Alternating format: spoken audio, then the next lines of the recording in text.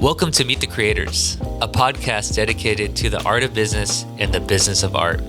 Tune in to better understand the value of creative minds in marketing and business as we build the bridge between business and creative artists.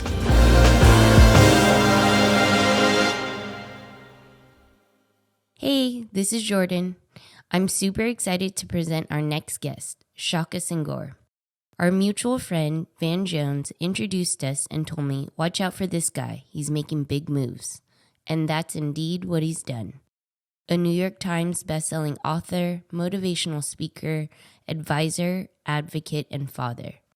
Check out this new episode of Meet the Creators to see what else Shaka's been cooking up. So excited to have you on today for Meet the Creators. We go way back. I know, right? It's like throwback out in this joint. I know. It feels good to be here, though. Super excited to be in conversation with you. For people who don't know, who is Shaka Senghor? That's such a loaded question. I often get asked, who is Shaka Senghor? And I think what tends to happen is people want me to kind of focus on one area as a definitive thing, but the reality is I'm a very complex human being. And, most notably, the thing that means probably more to me than most of the thing that people know about me is just being a dad.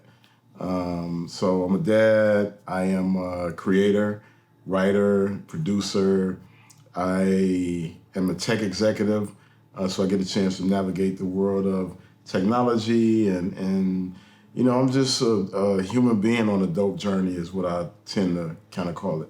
I have a cool little backstory for people that don't know, but we actually met through Van Jones and we went out to Detroit to just film some other thing, but I ended up taking the photo for your first New York Times bestseller, which is right here. Yeah. Can show. It's so interesting. Like when I look at that cover and I think about the process of actually, that book has gone on to do incredible things. It's a New York Times bestseller a few times over.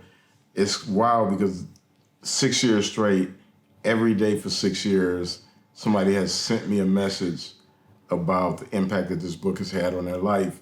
But to go back to that moment, when we were trying to figure out what the cover would look like, I just started sending photos, and this photo happened to be one, and the publishers was like, that is the photo. So super excited that we're able to share that moment. It's a book now that's touched more hands than, either of us probably would have imagined globally. The book is embedded in multiple institutions, universities. And so it's just mind-blowing, I think, about how many people has read that book and get a chance to see that incredible photo you took. It's amazing because I remember one of our first conversations, you were talking about your aspirations of becoming a New York Times bestseller. And just fast forward, just watching your journey evolve and see you accomplish all these amazing things. And it feels like you're still just getting started. It has been incredible to witness. Yeah, well, thank you so much for bringing it up. I think a lot of people don't really understand my journey. They think it was kind of like one of these things where I just popped up out of nowhere and was successful. But there's many, many layers to my journey. And I don't even know if you know this story, but I really want to take you back to when I first started writing. So my writing of books started as a result of me writing a journal. And I was in solitary confinement at the time. And during that particular stretch, I actually ended up being in solitary confinement for 4.5 years straight. But while I was on that journey, I came to this point in my life where I began to question, like, how did my life end up there? I grew up, I wanted to be a doctor, I wanted to help people, I wanted to be a healer in some ways because some of my best engagement had came as a result of, being in the care of a doctor, and I thought I wanted to be able to get that gift to people.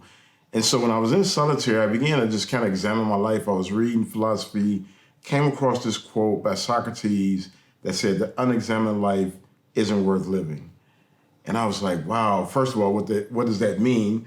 But I began to ponder on that, and I started journaling. And I realized through my journaling that I had never accomplished anything to completion. I had started many things, but never really finished anything.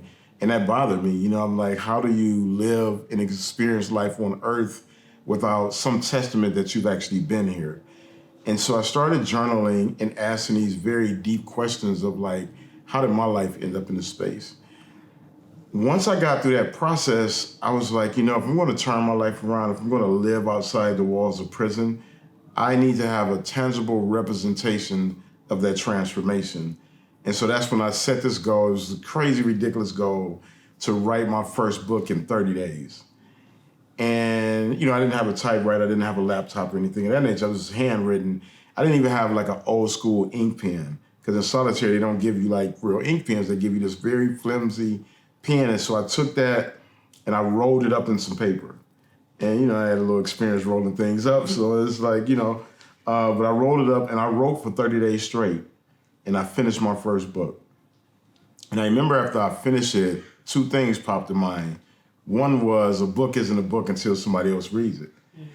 And the other is, what do I want to do with this book? And so the first thing is I laid on the floor in my cell and I hollered up under the door to the guys on the cell block. And I was like, yo, anybody want to read my book? And a couple of guys were like, man, nobody want to read your book. This ain't Oprah's book club. And first I got upset because I'm like, at this time, I'm like, I'm a boss in the joint, but we're in solitary, so what can I do, right?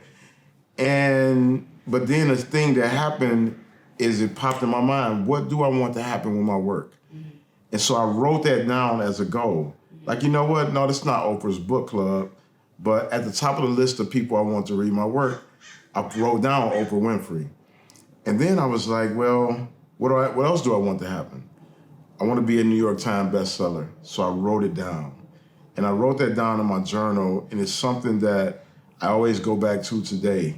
No matter what I'm going through in life, no matter how tough things are, I know that I am a master manifester. And I know that writing it down is the beginning stages of making a thing real. And so now when I see New York Times bestseller, I kind of have this kind of inside wink to myself.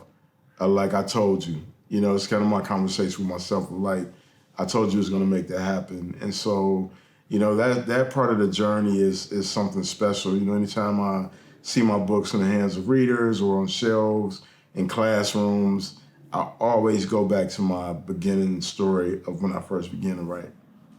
That's beautiful. There's so much to unpack there. Yeah. Let's start with the power that you had to visualize being a part of Oprah's book club and a New York Times bestseller. Now, that doesn't happen overnight or by chance. What was your process? How did you stay inspired? And you're doing this in solitary confinement, and then obviously it's been a long journey after. But yeah, what was high level? What was the journey to kind of get there for you? Yeah, absolutely. One of my favorite quotes from one of my favorite rappers, Big Sean, is he said, 10 years must have been an overnight success. And, when he says that line, what it does is it really speaks to the reality of what people think happens.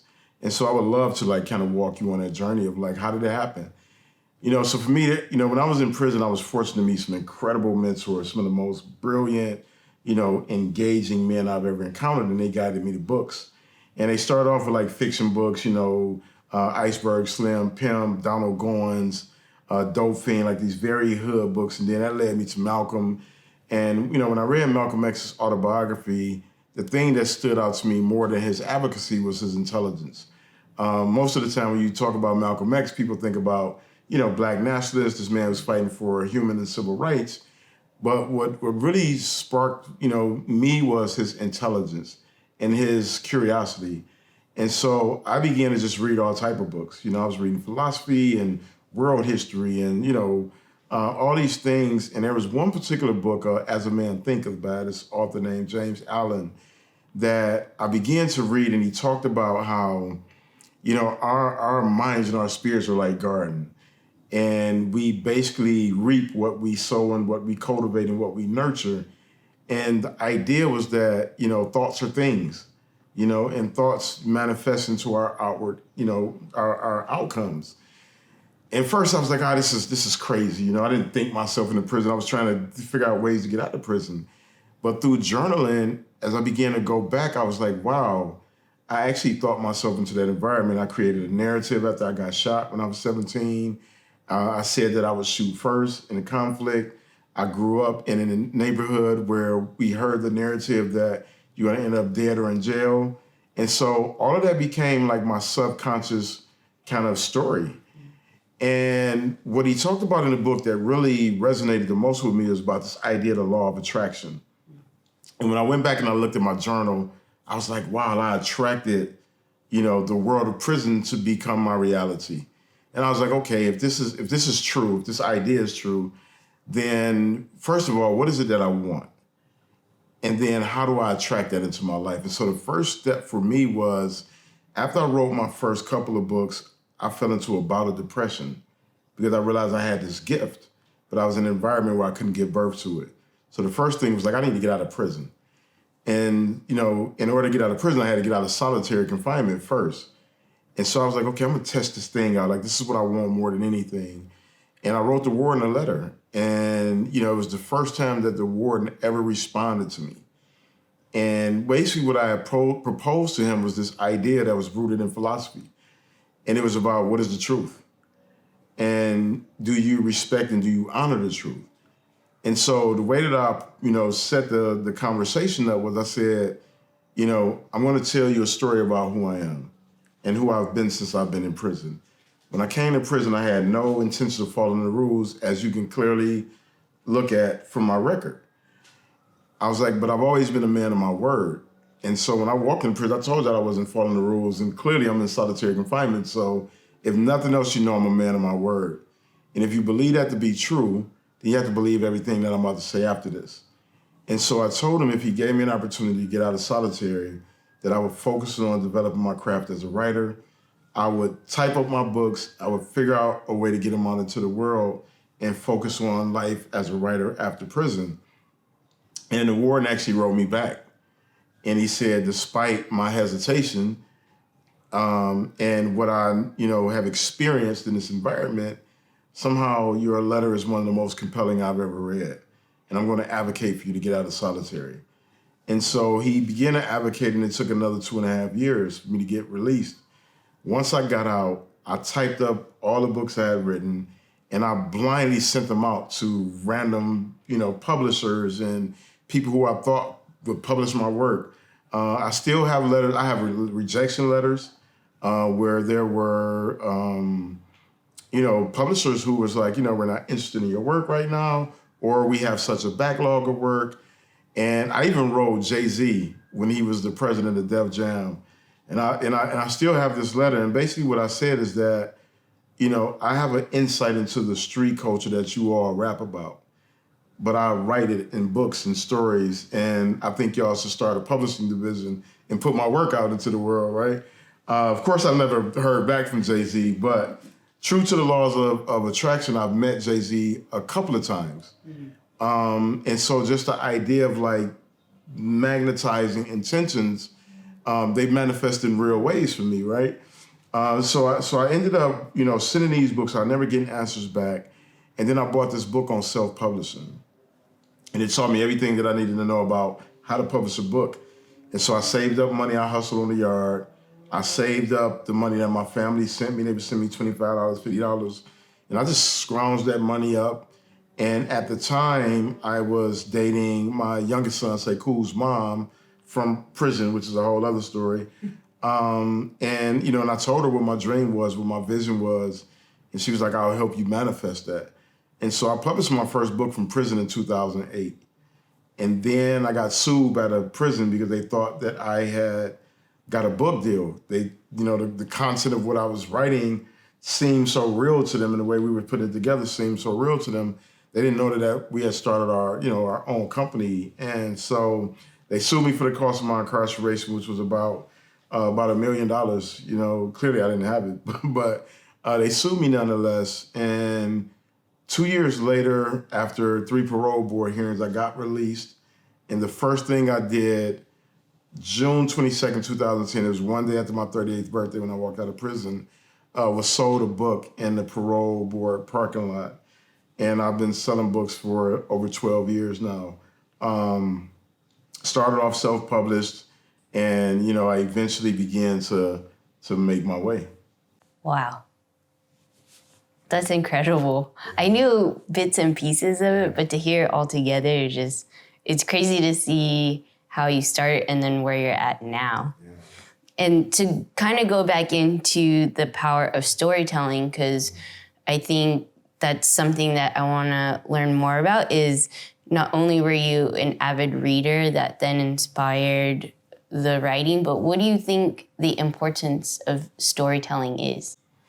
That's a great question. You know, I actually think of life in stories now. You know, at this point in my life, at this point in my career, the thing that I think about as important, and it's one of the reasons I was really, you know, intentional about wanting Oprah to read one of my books, is, you know, stories tell our truths.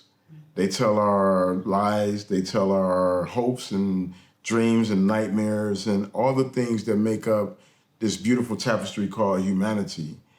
And I think it's important for us to own our stories and for us to be the architects and distributors of our story to the world in a way that honors our humanity. Oftentimes, people are telling our stories and we're the subject. But, you know, for me, when I was in there reading, you know, I was reading some of the most brilliant writers in the world, you know, and studying them and really understanding. I think, like, you know, Harlem Renaissance, you know, I highly encourage everybody to read those brilliant authors, you know, the Gloria Naylors of the world, the you know, Zora Neale Hurston and Langston Hughes and Claude McKay and Ralph Ellison, because they captured the world as they saw it back then. And now, even when you go back and you read their works, you're like, man, they was telling us what was going to happen all along. And I think that's the importance of storytelling, is like, we have to honor our history. We have to honor our legacy, but we also have to honor, you know, just the moments we're in, you know, the things that are funny to us. I actually started off writing fiction. You know, I have a curious mind. I have an adventurous mind, and I wanted to tell stories that I just didn't see coming from, you know, our environment, you know, stories that were true to people who grew up in places like me. I grew up in the city of Detroit, East Side, during the height of the crack cocaine era. It's a predominantly black city. You know, when I was growing up, the mayor was black, the chief of police was black. And so I had a very unique experience when I think about the rest of America. And I wanted to tell stories that come from that place, you know, the stories that, you know, I think are important to help people really understand the gift that our city has been to the world. You think about Detroit, Motown started there. Everybody I know knows at least one Motown song. Techno music started there. A lot of people don't know that story, that history. The car industry, love it or hate it, the reality is it's one of the biggest, most consistent industries over for years. Like, that started in my hometown. And so I just wanted to tell those stories about that rich culture. And I mean, Detroit has one of the, I think, if not the largest population of Middle Eastern people outside of the Middle East. A lot of people don't know that. You know, I take people to great restaurants when I go home and help them experience, you know, this magical world of, like, the infusion of Middle Eastern food with Detroit soul. You know, it's special. And so I just think it's important for us to own our stories. And especially now, at this point in my life, you know, the things that I'm writing about are things that's relevant that I often don't see show up in, you know, other writings. And so I wanted to be true to that. And I just feel honored to be one of the many storytellers and people that can, you know, really talk vastly about what it means to be human. I love that. And I love how no matter where you are in the world, you're always repping the D. Yeah, always. Yeah. I mean, it's you know, Detroit is such a special city. You know, it's a tough city. It's a city with so much grit. And, you know, when I began to wear my D hat all the time, it was really because I know there's kids back in my community who come from where I come from, where they've dealt with child abuse, they've dealt with a parent being incarcerated, they've dealt with high levels of gun violence and, you know, the lack of resources. You know, one of the devastating things that I experienced walking out of prison was going into a school that was in worse condition than any prison I'd ever been in.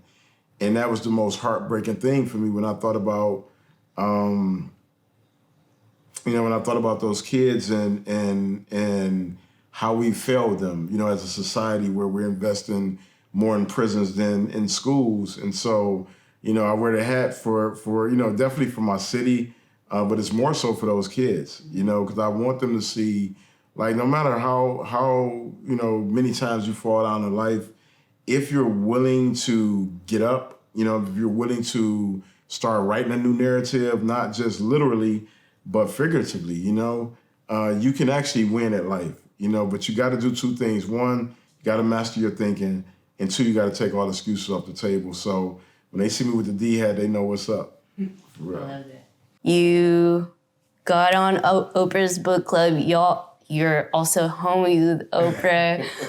You have your New York Times bestseller. What are you working on now? And what's your vision for the future? Yeah, so what am I working? I'm working on tons of things now. Just executive produced a documentary on Detroit techno, which I'm super excited about. I'm a producer on the A&E show 60 Days In, which was very interesting to, really be thinking about the world of incarceration. And, I'm doing incredible work in the tech industry right now. I am the head of sales and success culture. So I get the chance to work with one of the best sales teams in the world.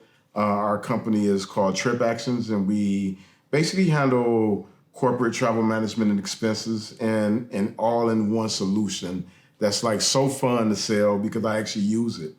And it's life-changing. Like, I travel effortlessly with ease. I don't have to worry about a whole bunch of rigmarole around receipts and things like that. But what's special about my work there and why it matters is so much of my work is about stories. Sales is really about what are the stories that you're telling that really helps the person you're selling to understand why your product is the best fit for all the things that they need. And so to be able to do that, to be able to have fun with my colleagues, to take them on these trips around how do you even insert a story into a conversation casually and authentically, and then how do you do it at an extremely high level and at scale. So it's fun, and it kind of gets me out of the world of like my social impact work, which will always be important to me. I'll always do work that speaks to, people who are system impacted, coming home from incarceration, going into the system. I'll always do that work. I'll always lift that up and support the other incredible leaders in that space. But, there's times where I'm like, I don't want to deal with all that. I want to have fun. I want to do something that stretches my brain, stretches my imagination. One of the things that I reflect on a lot is our CEO, Ariel Cohen. He's also a friend of mine. So, it's really incredible. But something he said to me stuck with me. And he said, Shaka, the world knows your story. And, but that's not all of who you are. Like, you're smart. You have insights to share that are valuable. And I think that you can add tremendous value in the corporate world. And, now to be in a space where I've grown in the company, I was originally the head of DEI, and now I get a chance to do something else, which is fun. And I'm working with these are world-class leaders. These are the best in the industry, incredible engineers, incredible customer success team.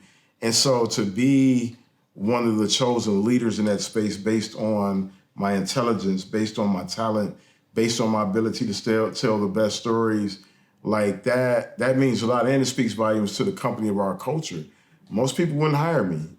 I was convicted of second-degree murder. I spent 19 years in prison, 7 years in solitary confinement. So not a lot of people would say, hey, we feel comfortable having him in the company, let alone comfortable having him in the company at a very sensitive, part of the company. We're handling high-level sales, right? And, we're on sales calls with big companies and things of that nature. But one of the things I'll always love and respect about Ariel is that he saw me as a full human being. And he didn't hold me hostage to something that happened 30 years ago. And, he saw my talent, So that work is incredible. Loving being a dad, that's it's not really work. It's, it's life, and I'm loving growing just, in a relationship. I recently got engaged. That's, super important. It's definitely growing me up as a man, and helping me think about how do I want to live like the rest of my life, and what does all this stuff mean if you build it and you don't have anybody to share it with. So those are the things I'm excited about. But I do want to go back to Oprah, because Oprah actually is the homie in a real way. And I have such a high level respect, first of all, just, where she comes from. People forget about it. Like, she wasn't handed anything. Like, this woman worked so hard to manifest all that she's manifested. But she's just a great person when you get a chance to know her. And I can tell you, I knew I was going to be on her show at some point in my career. That I did know with certainty, because I believed it. And I wrote it down, and I knew I would manifest that and that gravitational pull. But what I didn't know was that our interview would have such a soulful impact on both of us, and where we have this connection that's, something that I never would have, thought would have been like a real thing. I thought we would do the interview would go out into the world, and, things great would happen with the book. But there's moments where, I'm fortunate to be in conversation with her. And, we talk about manifestation and visualization, and, to be able to do that. And she's sweet and she's kind. She's also tough. Because she's real. She cuts through all the things. And, a great example is I was, kind of on the fence about moving to LA from Detroit. I didn't want to leave home. My family is there. My friends are there. The culture there is just magical to me, But I knew that I had a purpose that was calling me to be in LA. And I remember just kind of going through a list of people who I know are big decision makers. And I sent them all, different texts. And Oprah called me. And she was like, I have one question for you. And she was like, what are you afraid of? And it literally sent chills through my body, because I wasn't thinking about fear. And I realized that all of the excuses I was making was rooted in fear. The fear of leaving my family behind, the fear of leaving my friends behind, the fear of what happens if I don't make it. What if I'm not good enough? All the things that subconsciously were there. And I began to tell her these things, And I was like, what, I'm afraid to leave my family behind. She's like, where are you at right now? And I'm like, I'm actually in the airport getting ready to fly to London.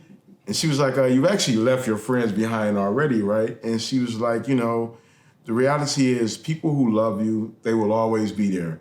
And you'll go back home and it'll be just like old times, but they'll be cheering you on from afar. And she like, when I go back home, my friends are still there. We sit on the porch like old times and, sip on whatever we sip on. And that was just kind of like, I don't know if she knows this, but she gave me wings in a way. Because I truly do value her opinion and the way that she thinks about life, and so it was just it's incredible. It's really a deep relationship, and it's not an everyday relationship. It's just, but when we connect and when we vibe, it's always real. It's always just full of this energy that is really special and magical, and it started with manifesting her into my life. I love how that kind of came full circle for you, how you visualized it, you manifest it, but an important part of most people's journey is also the people that you keep alongside you, that you can bounce ideas off of when you're unsure of things or, you're going to take a risk. And I feel like that weaves together so beautifully. You manifest it, and then she was the one to help, I'm sure, amongst other people, give you that little push to really go on the ledge and take a leap of faith. Absolutely. I mean, I have incredible friends in my life, incredible people, but there's something different about an Oprah push. Yeah. Yeah. I mean, it's just real. And I mean, like, everybody who's my friends in my life, they know, like, there is just something different, right? Because if you watched her career and her life, that she truly is a master manifester. And she cuts through all the things, right? And so, yeah, it's special to have just great people in my life that I can go to. And I go to all of them for different reasons, And I think that's something as a creator we don't talk often enough about, is the importance of having kind of like your cabinet. Your people that you can count on, excuse me. One of the things we don't talk enough about as creators is like the importance of having your cabinet. People you can count on, people who are going to be so real with you that it might hurt sometimes. But it's going to allow you to be the best version of yourself. A great example of that is one of my other dear friends, Ben Horowitz. This is like my brother. And whenever I'm working on something that's around writing, he's the person I send it to in that formative stage. I'm going to send it to Ben before I send it to Oprah, because I know Ben is going to tell me all the things that I don't want to hear, but all the things that I need to hear. And that's so important to have people that in your life that can say, look, I see where you're going with this, but I know you can hone it in and be a little bit tighter and smarter and all those things. And so I'm just fortunate to have attracted those people into my life. It's an interesting thing that I've really thought about in the last year or so is all of the incredible people in my life, like I attracted them into my life. I didn't go out searching for them. Like I didn't send over my book. Somebody else gave her my book. I didn't meet Ben by going up to his office and being like, hey, can I take a meeting? Oprah actually shared my story with Ben, and then Ben and his wife Felicia, who's like my sister, they reached out to me. So it's like really your life begins to magnetize to you people you should be in relationship with. And I'm sure it's the same for them. Like there was a draw for me to be in their lives in the way that we're all connected, and it's just the beauty of being intentional about what you want to happen in your life. Mm-hmm. Totally. What advice would you have for people who are following their dreams, aspiring writers, creators? Because it's not an easy path. It's not like a plug and play kind of thing. Yeah, no, it's the path of a creator is lonely at times. It is hell at times. It's so much self-doubt. It's so much uncertainty. Two things that I would say is, one, you have to learn how to affirm yourself for the small things. And what I mean by that is like, when we're in the world of creativity, I believe people who are creative, they have an innate desire to share. And they want people to receive whatever it is that they create. If it's a visual piece of art, I imagine as an artist, you're illustrating, you're painting, you're composing, and with the end result in mind is that somebody's going to see this and it's going to cause them to catch their breath. And sometimes we can get so focused on that part of it, we forget about the miracle of being able to bring that into existence. And so what I would say is that self-affirmation and acknowledgement and gratitude are the greatest gifts. Like, don't worry about if you get the book right. Did you get that sentence right? Does that sentence feel good to you? Did you discover a new word that you can't wait to share that came from your own research or your own curiosity? Can you paint something that impresses you first and makes you feel good and makes you feel like, hey, this is a gift I was given. This is a divine gift. Like none of this stuff is it's not easy, And then the other thing I would say is don't focus on what other people are doing. What's for you is for you. And you will drive yourself crazy if you get lost into, well, why does this person have what I desire at this stage in their life and I haven't got there yet? The reality is you don't know what that person's journey has been, right? A lot of people, they look at my work and they like, well, you got the Oprah blessing. Well, ask yourself this. Do you think Oprah just sits up and reads things that aren't good? You know what I'm saying? So let's start with this is actually good enough for her to read, to spend time with. This is one of the busiest women in the world. Do you think she has time to read something that's less than stellar, less than great, less than life-changing and thought-provoking? So credit what it actually is that I've created, and then understand the journey it took me to create that, right? I've been writing now for, I've been taking writing serious for 23 years now. And so, I didn't get my first success. My book, Right My Wrongs, debuted on the New York Times bestseller list. I was about to turn 44. So it takes time. I had to go through some things to get where I'm at now, right? And so what I tell people is if you pay attention to your own journey, you got to kind of put those blinders on like those racehorses and like box out the other people. And it doesn't mean that you don't lean in to get inspired, because I'm inspired by artists like of every kind, videographers, cinematographers, painters, editors. Like if you're an artist, like I'm like, yo, that's crazy how you did that. But I approach it with a spirit of gratitude. And what happens is that gratitude comes back. Other people start to appreciate you as an artist. Like my work in criminal justice is incredible. My work in tech is incredible. From a creative standpoint, I am an artist to the core. And so I've been able to have all these just incredible experience with other artists. So I would say those two things are the most important. I love that. And it's so hard today because social media is that default to always compare, but you're right. You don't know the other person's journey. Cool. Is there anything you would like to share? Yeah, there's tons of things I'd like to share and talk to you all day. First of all, I'm happy to be in conversation with you, but I was kind of continuing on that train of thought, something I just thought about. I don't know if I've ever shared this story publicly or with you, but the idea of like attracting into your life, right? So I'll tell you this last story. 1994, Nas releases Illmatic. And at the time, I was at Michigan Reformatory, so we didn't have access to like whatever the music stations were that were playing hip hop. We had to rely on books and magazines. And I was reading Source magazine, had never heard of Nas, saw that he got 5 mics. So I read the details of what the album was supposed to have been about. I ordered it on the tape. This is back in the day. We didn't have CDs or anything.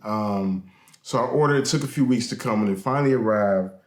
I'm laying down on my bunk, and I'm listening to what I believe arguably is one of the most cinematic albums of all time. And I get to this song, One Love. And it's this beautiful letter that he's writing to a friend who's incarcerated. And I remember just jumping up off my bunk like, damn, like somebody out there is thinking about us.